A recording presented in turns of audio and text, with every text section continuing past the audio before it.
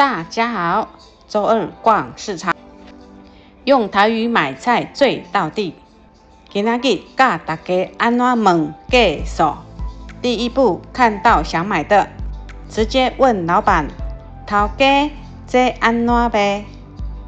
台湾市场通常用斤来算，你可以这样问：这一斤偌济钱？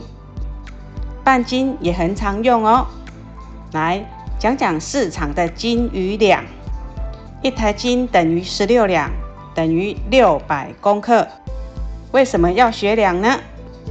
昂贵食材用两计，像是猪肉、鱼类或高价海鲜，常会听到1两30，这时就要注意购买总量，才不会买超出预算哦。选好了，请老板称重，安尼拢总偌济钱？敢会当算较俗一点啊？好啦，算你较俗咧。实战，我要买多少？我要卖半斤，帮我包100块。